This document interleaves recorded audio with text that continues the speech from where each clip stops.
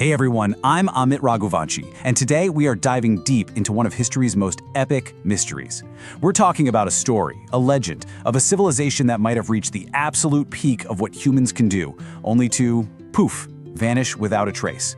This, of course, is the story of Atlantis. I mean, really let that sink in for a second. An entire empire, a civilization that supposedly dominated the world, just gone. Not over hundreds of years, not a slow, sad decline, but literally overnight, in a single devastating event. It sounds like something straight out of a movie, right? But it's a story that has gripped us for thousands of years.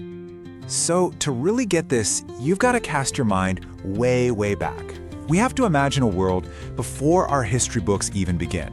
A time of legends where a civilization could rise to these unbelievable heights with power and technology that could just totally rewrite what we think we know about the ancient world. And that's exactly where this story starts.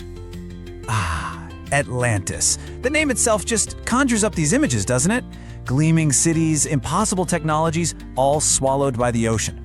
But this isn't just some fairy tale. For a lot of people, it's a real historical puzzle, one that all started with the writings of the philosopher Plato.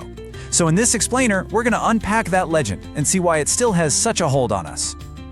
So what was Atlantis, really? Well, the legend isn't just about some lost city.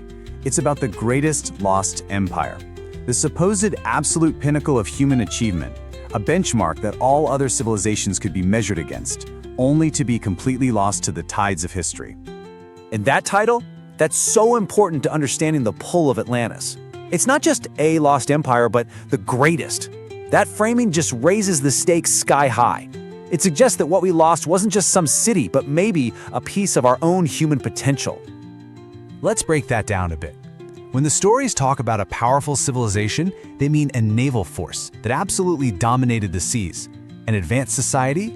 Well, the legends speak of incredible engineering, of architecture, and a knowledge of the stars that was way, way ahead of its time.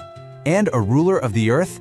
Yeah, this wasn't just some tiny island nation. It was pictured as the center of a global empire, the superpower of the ancient world. And this is where the story gets its dark, haunting twist. Because for all that power, for all that incredible advancement, it was shockingly fragile. The legend isn't just defined by how amazing Atlantis was, but by the terrifying, unbelievable speed of its destruction. Just look at this timeline. It is brutally simple. One moment, you've got this incredible, thriving empire at the absolute peak of its power. The next, a single, fateful night of what Plato described as violent earthquakes and floods. And then, just silence. Nothing. It's wiped completely off the map, plunging from reality into myth. It's that suddenness that's at the heart of the mystery and the horror. And this is the question, isn't it?